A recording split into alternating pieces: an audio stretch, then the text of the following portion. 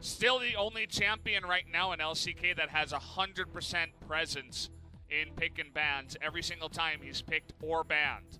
He's the only champion to still be that way.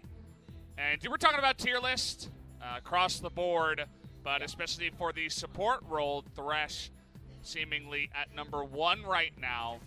And they will lock that in, saying it was the decision-making, not the pick of the Thresh that lost this game 1.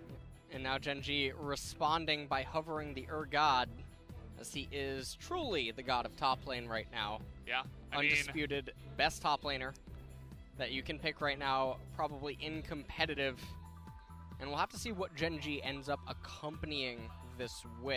Yeah. You could think about the old SKT strategy at the beginning of this year of Urgot Lissandra, but maybe you don't want to pick up that Lissandra too early. Maybe you just head back towards a support pick.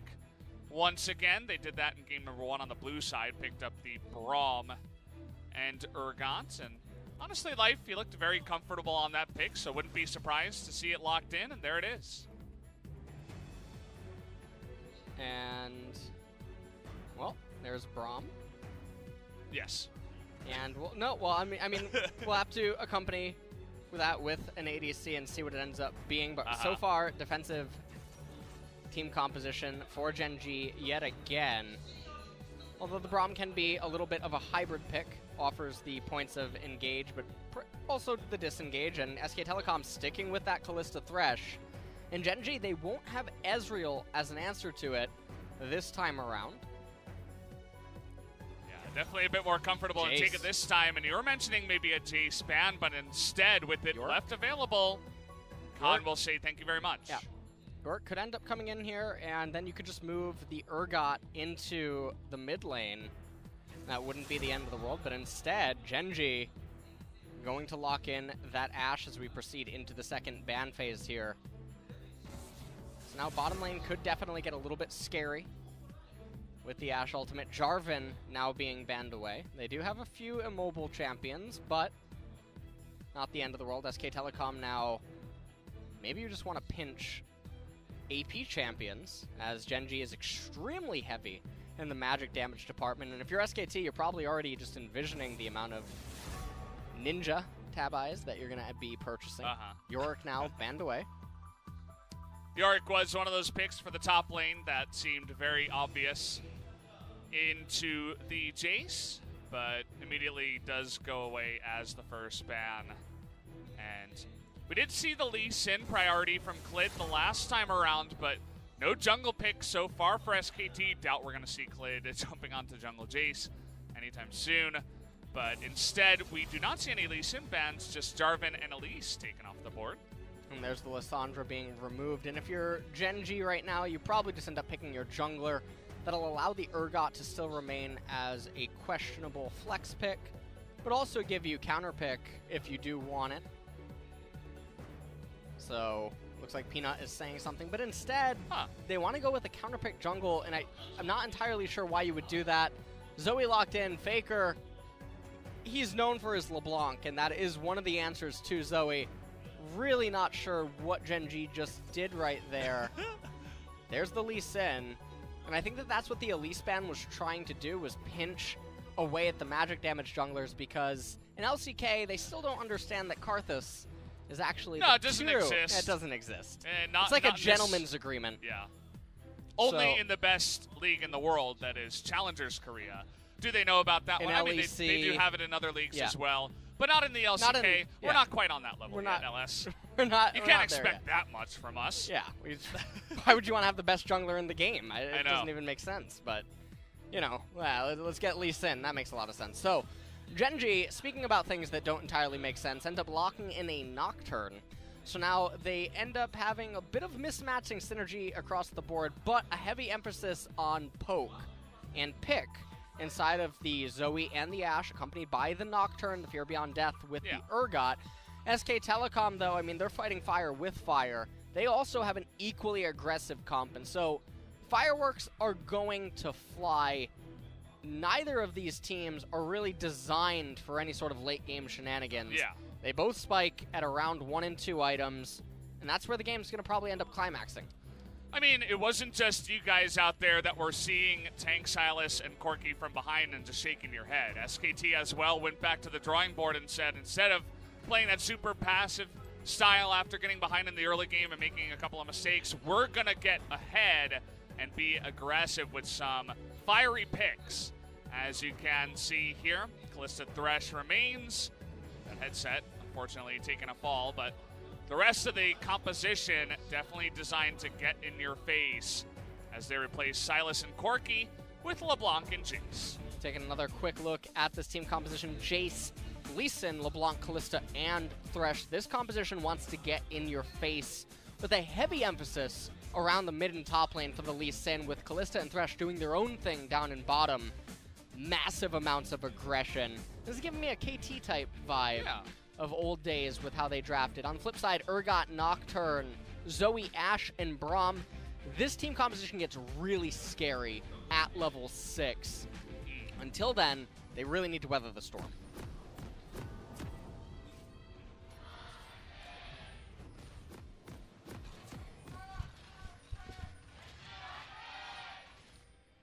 Here we go, guys. Game number 2 as Gen.G looking to stage an upset tonight up against SKT. They take game number 1. If you're just tuning in now, you might be like, wait, is that, is the CG actually wrong? No, it's exactly right. Gen.G up a game. Not what we were expecting coming into this one, but Gen.G certainly impressing, and SKT definitely have to impress us after game number 1. And, well, we'll take a look at how they're going to try to attack this early game, because they have to make sure to fade any Lee Sin ganks, and they can't fall that far behind in CS, because, like we talk about with poke and pick comps, they fall behind, it becomes so difficult to come back. Especially because this type of a pick composition, it's very face-up. You know exactly when it wants to do stuff to you because of the heavy cooldowns. So SK Telecom, I mean, looking forward to see that this is the comp that they want to try to bounce back with here in game number 2 after suffering the game 1 loss. It's interesting to see Ashe slowly climb up in priority in recent weeks here at the LCK. We've been seeing a bunch of Ashe Tom Kench out of Sang-hyeok and Key over at Hanwha Life. Definitely a big duo that is saying, hey, Ashe is really strong right now, especially with the support that can kind of cover her lack of mobility and safety. And this time we see it around with the Braum, which definitely can protect in a similar way. The Tom Kench was banned in the first round of bans, as it was in game number 1. So wow. Will not have that one.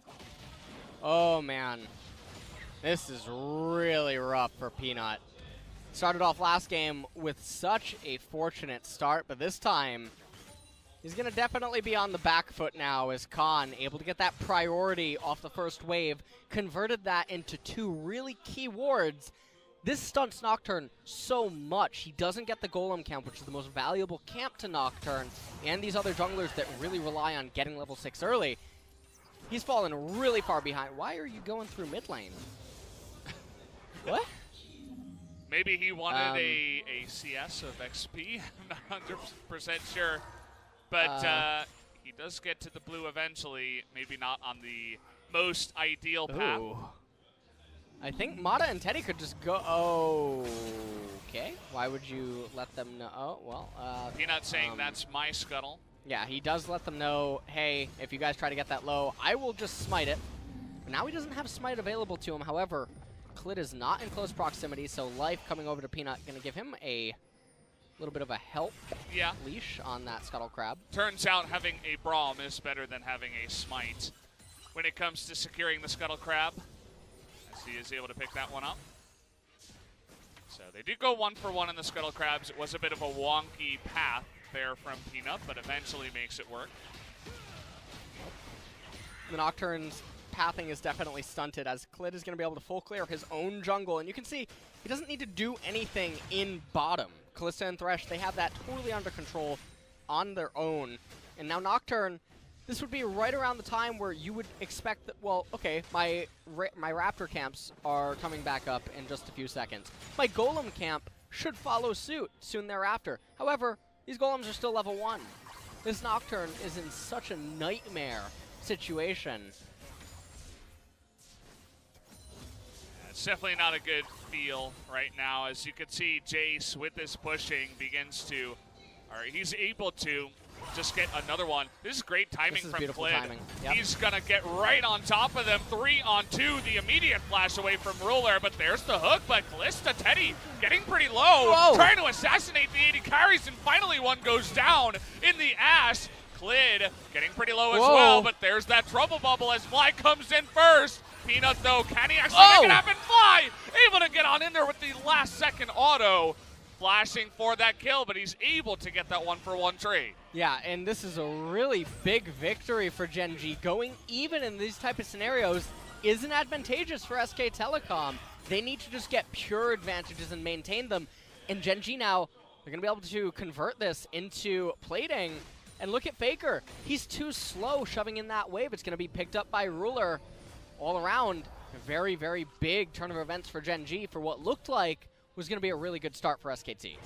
Yeah, just great roam. Fly able to get there first. You can see right now he was backing, but he stops backing immediately once this fight starts. Yeah, and you can see that Mata, he lands the hook, but Teddy was stunned, and Peanut was just on the horizon of this whole fight transpiring, and Clid flashing away right there. But because Fly had priority in mid lane, he was able to run down here into bottom lane, use that Look flash at that auto to help pick up the kill onto Teddy just there, converted into plates, and Faker way too slow to try to crash the mid wave. That was a very close encounter.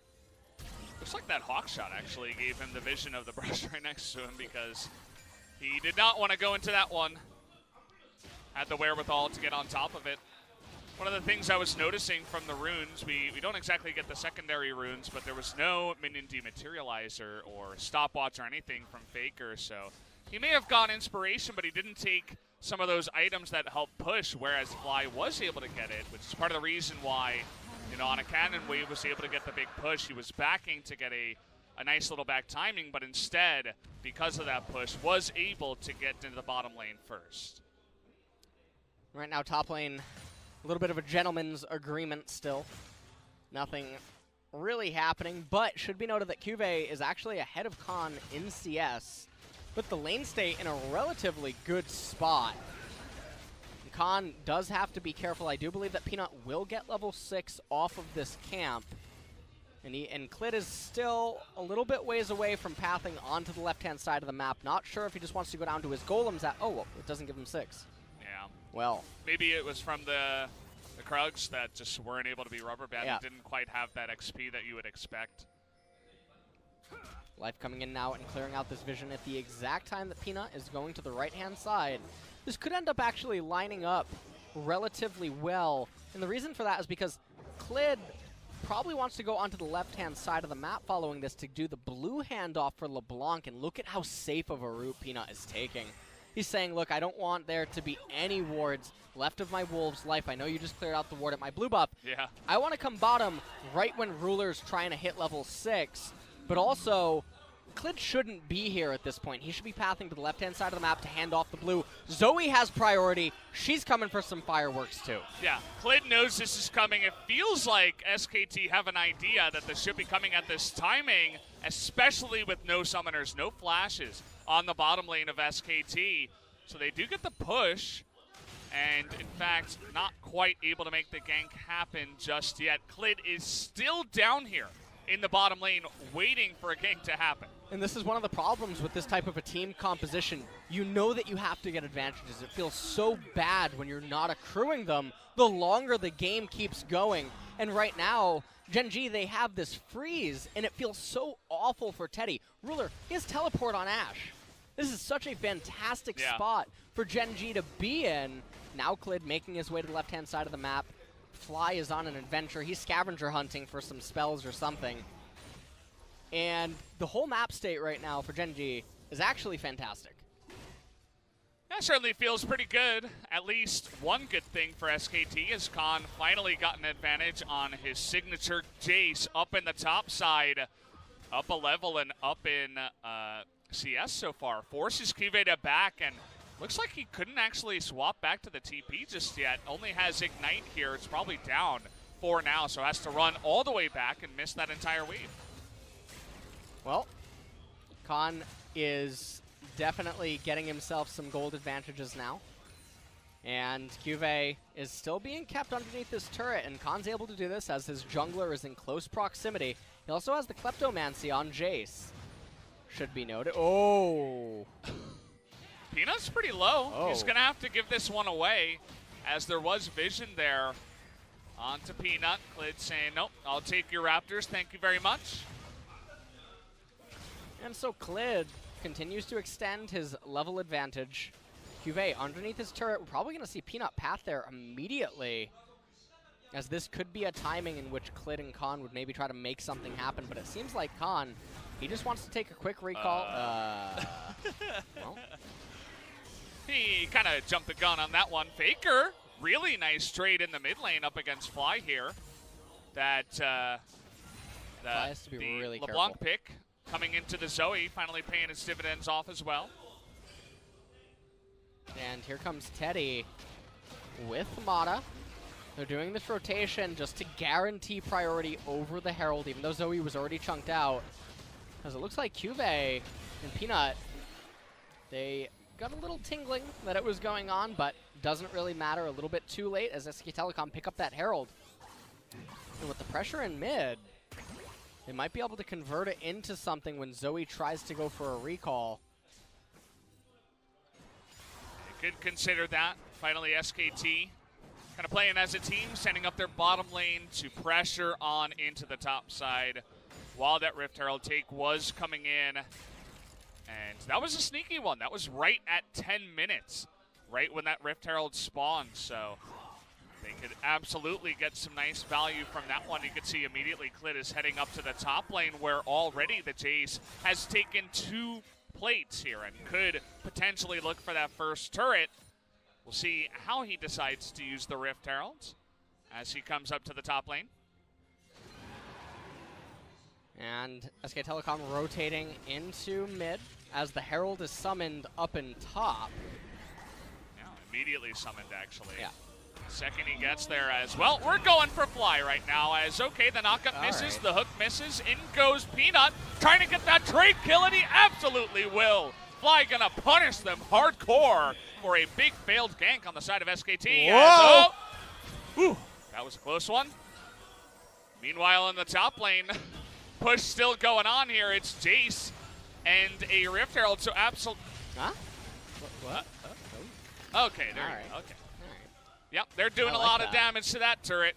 Bit of a luxury one up in the top lane, but certainly a lot of damage already in the top lane. And right now, SK Telecom, they are getting some gold advantages. Ruler, though, getting quite a lot of plates down in bottom. And it looks like SK Telecom might want to try to make something happen. They do manage to save that turret, though. So definitely very, very clutch timing for them to be able to arrive down in bottom. Fly has a redemption available.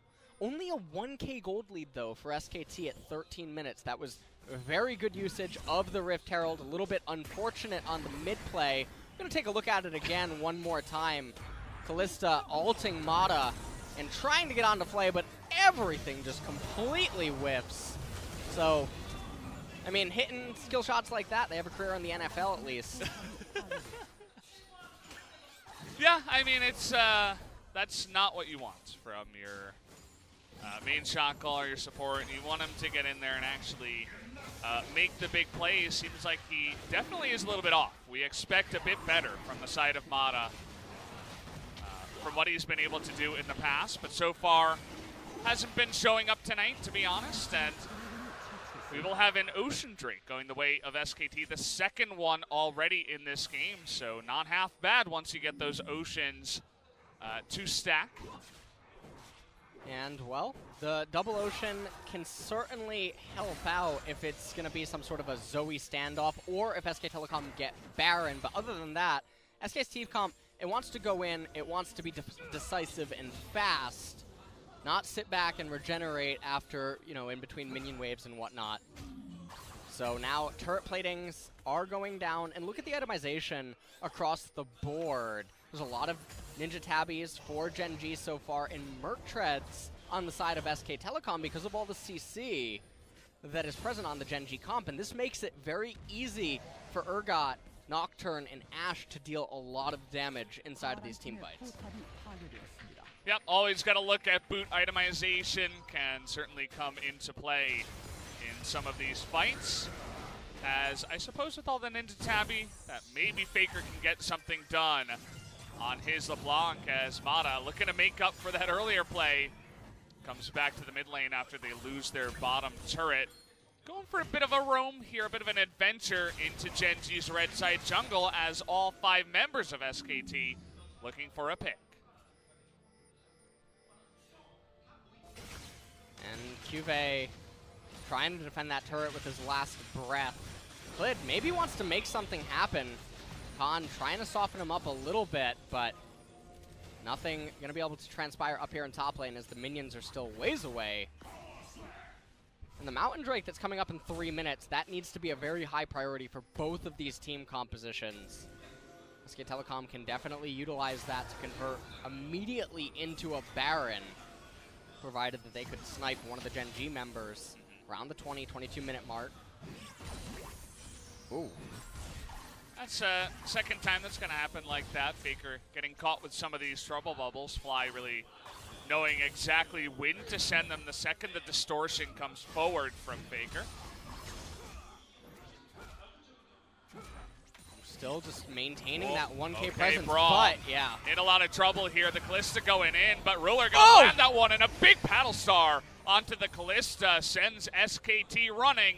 They're not going to continue that fight after that. Yeah. And SKT, they're going to have to use some of their summoners just now. And Gen.G, they're just trying to stabilize the map. And fortunately for their team composition, that's all that they have to do. But Ruler looking like, yeah, he's... How about everything in the top lane to kill Ruler? He is the carry, and he has already flashed. See you later, just stand still for the last second of that one as Clid nearly goes down, but they do convert onto a kill onto Ruler. And some... Oh, there's a huge burst damage. The chain's going to land. He does have the stopwatch, but Faker trying to get it done, and he will. He sends the Q forward and gets the essentially a solo kill onto Fly. Yeah, that was a really, really good solo kill by Faker just now. And all this pressure going on around the map, Gen.G not really responding to it. And we were just talking about how they were trying to stabilize, but Ruler dying up in the top lane, and now Fly giving up a solo kill in mid. Oh, he's trying to get on top of CuVee too. One more Q would have done it, but the stopwatch comes in. You can see Mata desperately wanted to land that last hook as you get the zoom in on Faker. He's getting a little bit angry after the first game and a half here. Yeah, and we'll take another quick look at this solo kill. Fly tries to go forward and land the bubble, but Faker says, you know, LeBlanc's a pretty good champion, let me show you. As Fly says, no, I'll try to go into Zanya's, but just doesn't matter. Faker able to send that Q off and get the solo kill, as you mentioned. And it came at a really clutch timing. But a question mark pings on Amada as he stopwatches himself by accident. Yeah, it's just not his day today. As Faker is really trying to turn that around. As, you know, Fly says, here, I'm coming for you, and Faker really slams the door in his face, and then even CuVee was considering handing over another kill, as you can really feel Faker's in his groove now on the LeBlanc. And Dragon 5 seconds away now. And Gen.G, I mean, they're in position to try to get it, but so are SKT. Oh, Fly. Oh, boy. Look at that kick. Gets him right back into the team. Looks like finally SKT wake up halfway through game number 2. They're really trying to actually force the issue here as Mata looks like he got stunned up, actually, before he could really make that play work. As CuVee not going to bother to TP after the pick comes through. And SKT, they're going to have Clid pick up that mountain, and that was a fantastic pick-off. You want to talk about a pick comp? Well, SK Telecom hitting Gen.G with a bit of their own medicine.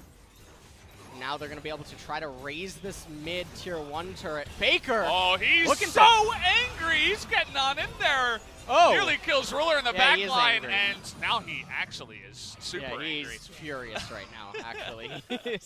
he's tilted. Oh, that's, well. Yeah. Anyway. I'm definitely allergic to peanuts. Yes. So. And he ain't the only one, as Peanut saying, get the hell out of here, Faker. What do you think you're doing to my team? Ruler teleporting back. He's not quite sure what just happened. Yeah. Just woke up from a weird dream, but talking about a weird dream, here's a little bit of Inception. This is what happens when the plane crashes, as Zoe just gets kicked into oblivion, and that's what let SK Telecom get the dragon. And then right here, Faker, yeah, he's trying to go in onto Ruler to get the kill, but the fear coming out, cleanse, turret helping out, turret steal damage.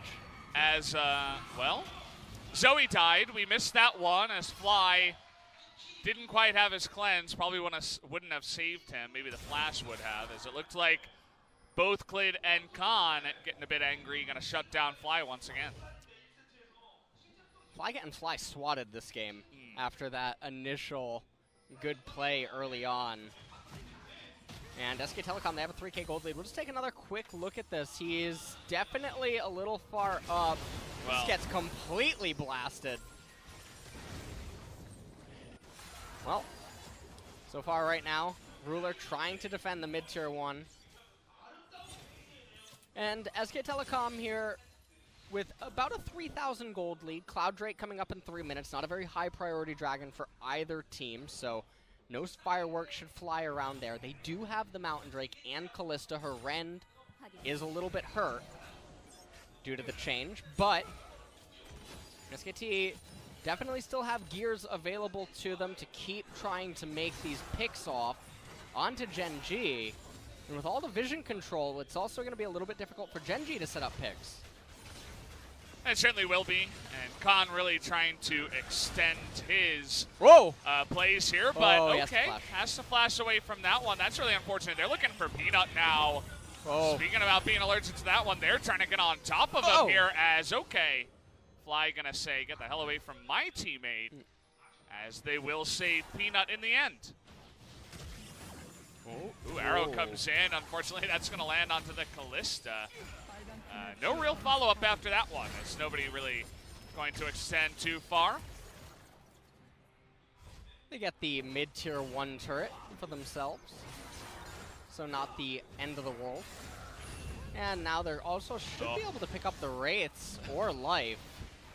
Faker kind of between the goalposts there, not quite able to land that chain. Not sure if he had full vision, but immediately able to transition straight into another push into the mid lane, nearly take out that mid turret, essentially for free, as Gen.G weren't quite in position. And right now, Gen.G, they're not really looking like they want to do anything. They seem content with just sitting back and trying to farm and then maybe look for a pick later. But for SK Telecom, this now enters into the point where you want to try to clear out vision around the red side jungle of Gen.G and try to secure yourself a Baron, demanding that Gen.G come into you. You can see actually Fly looking a little bit afraid to go up to that minion wave. He's had some bad experiences this game. We've all had that moment in solo queue where you're, maybe not paying attention, or you're in Silver League and you're not 100% sure what vision means.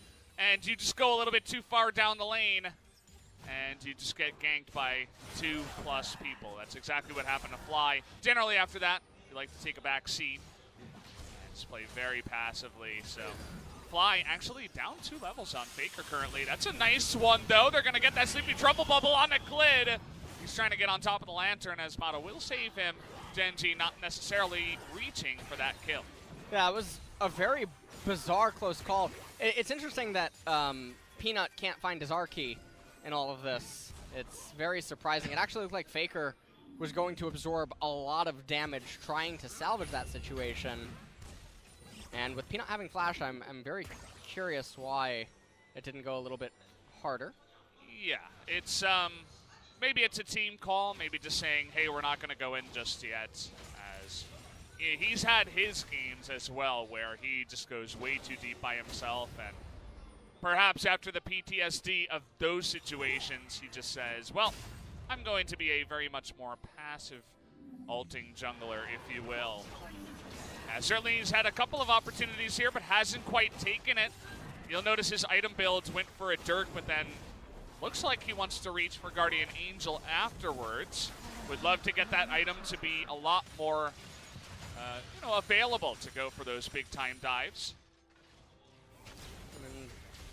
Right now, nothing's really happening, and this is sort of just like game number 1, where one team composition doesn't have the capability of raising these tier 2 turrets if the enemy team comp doesn't allow you to, by letting themselves be picked off or taken advantage of somewhere else on the map. So we just got this lull state where nothing really happens. You sit back, you eat some food. That's about it. Yeah. This is the preparation for Jin Air later on tonight. Yes, exactly. This is basically just the preview before the real storm comes in. Jin Air kind of flying through a storm recently. We'll see if they can get back into clear skies. Right now, Peanut just hit level 12, so there was quite a sizable level gap between him and Clid. Definitely wants to still keep eating all of his camps as Khan. Moving back down into the bottom lane now. He is full AD. He has double lethality items with the Yumu's Ghostblade and the Duskblade with the Black Cleaver. Okay, everybody getting on top of CuVee, but finally the Nocturne comes in with that paranoia. But SKT was absolutely ready to get on top of that. Mata says, hey, let's go, but then Clid comes in way too late.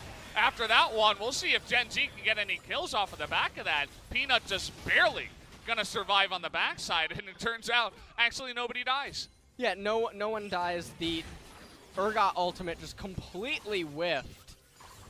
And now, because of that, these are very heavy ultimates for Gen.G. They have to wait until they're back up again to sort of have any ability to contest SKT. But what this is going to mean, now they convert it into a bottom tier 2, and the gold lead continues to extend. It's about 5.6, 5.7 K gold advantage for SK Telecom now as we approach the 30-minute mark. I mean, in that situation, trading a fight where nobody really dies but all the ultimates are burned on the side of Gen.G is obviously going to favor SKT from ahead, and they take big advantage of that. They take the one turret as well, and looks like everybody now is heading up towards the Baron. They want to get that Baron vision you were talking about, perhaps go for a force on it after everybody went back and bought all the items with the gold they had sitting there. That's exactly what they're going to do. Mata and Faker making their way up here, trying to deny as much vision as possible. SKT definitely can start Barons as a bait to lure Gen.G in, but before they do that, they definitely want to absorb some of the ultimates, whether you get the ultimate out of Urgot or the paranoia out of Nocturne. This is what you don't want to do, though. I mean, everybody likes to take a little adventure, face checking through the jungle every once in a while, and SKT are not to be left out of that group of teams. Mata takes one straight to the face. But they do get some decent deep vision down into the red side of Gen.G's jungle. Whoa. Okay, now Faker continuing to go on in there. It's really hard for SK Telecom to do anything here. Okay, arrow onto Clid, but immediately no follow-up as the Shock Blast hits Life and Ruler in the face. And they decide, nah, we're not going into that one. And this is what SKT needs to do. They need to try to take these fights inside of the red-hand side jungle. They need to try to bait out a Nocturne Paranoia or an Urgot ult, and then try to start the Baron and say, hey, you guys actually have to come to us right now, and then force the fight that way. If they keep doing this song and a dance, the longer that the game goes, the better it gets for Gen.G.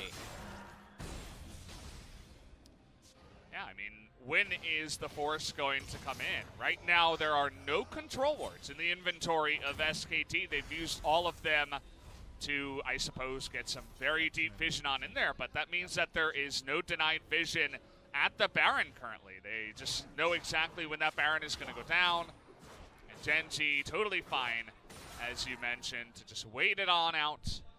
Next Drake here going to be the Cloud Drake. we'll see if SKT try to make that Elder spawn as soon as possible in this game. December 19th. December 19th. December 19th, 2019, Brendan. That's when the Force is going to come in. Okay. The next Star Wars installment. Oh, yes. Okay, I see. Just keeping you up to date. That's good. That's very topical here. Well, so far, Cloud Drake now going to be taken. And depending on if it's consumed right away, we'll actually get another Dragon. If you're SK Telecom and you know that you have a reliance on Baron and Elder to end the game, you might actually not want to kill this until you force the Elder spawn. However, I am very doubtful that that is what is going through their mind right now. And so instead, we're going to get another Dragon to end up spawning. What will it be? And another Cloud Drake. How exciting. Hey. Great. Because who wants Elder? You've got a big smile on your face right now. Not me. You would love a I don't want Drake Elder in this one. No. No. SKT say, I don't care about your composition. We're just going to get 1 million Drakes for our Elder. That, again, no guarantee that they can't even pick that up when it does spawn now a lot later. As, look at Gen.G's items. You see the Stone Plate completed for CuVee. Double Guardian Angel on the side of Gen.G. Take a look at the build of Ashe. He goes straight into Blade of the Rune King and then Phantom Dancer, new Phantom Dancer with another Guardian Angel. He's real scared. Yeah, and I really with like his the item Phantom build. Dancer. It makes it very difficult, but life.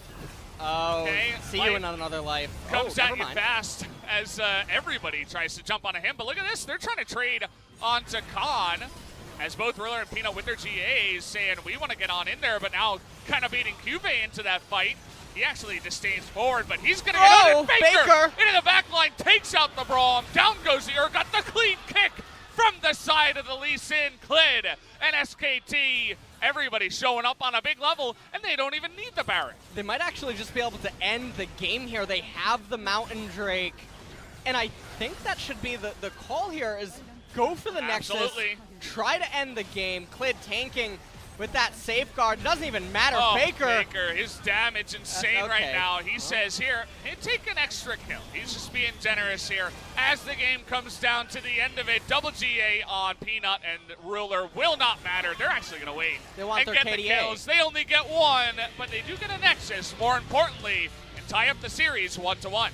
well, that was a complete mechanical win for SK Telecom right there in the last fight. It definitely looked like Gen.G were uncomfortable.